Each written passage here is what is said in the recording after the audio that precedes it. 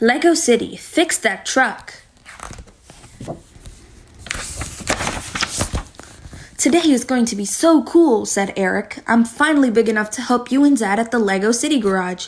It will be fun, said his sister Amy. I remember the first time I went to work with Dad. Today, Amy will have to show you what to do, Dad told Eric. I lost my best wrench. If I don't find it, I won't be able to fix that truck before the owner returns for it. Don't worry, Dad, said Eric. I'm big enough to help with lots of things. First, Amy showed Eric how to remove a tire. Check it out, Amy, said Eric. I'm big enough to do it by myself. Eric gave a large tire a hard tug. He quickly lost his balance when the heavy tire came free. Eric and the tire bounced toward a huge stack of tires. Uh-oh, he said. The tires flew everywhere. Look out, shouted the mechanic. Whoa, whoa, whoa, whoa, yelled Eric as he bounced across the garage. That kid's on a roll, yelled Steve. Eric rubbed his head. I guess I'm not big enough to fix a tire. That's all right, said Amy. The first time I tried, my tire rolled right out of the front door. We can try something different. This windshield wiper is stuck, said Amy. You can watch and see how I repair it. I can do more than watch, said Eric. I'm big enough to help you fix it. Eric grabbed the wiper just as it started moving. It sent him through the air. Ah! Eric yelled as he soared across the garage. Whoa, shouted Steve. I didn't know Eric could fly. Eric was dizzy and a little embarrassed, but his sister helped him back up. I guess I wasn't big enough to help after all, said Eric. That's okay, said Amy. Let's try something a little easier. Have you found your wrench yet, Dad? Amy asked. No, and I'm getting worried. If I don't find it soon, I won't be able to fix that truck in time, said Dad.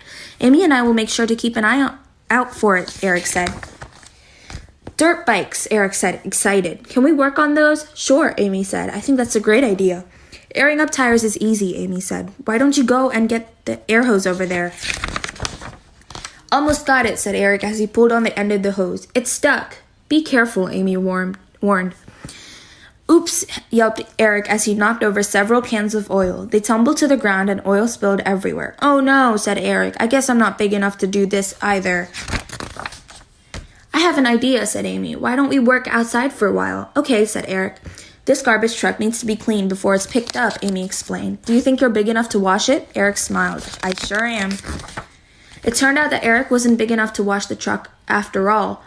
Whoa, he shouted. The water shot him into the air and the hose whipped him about. Water soaked everyone nearby.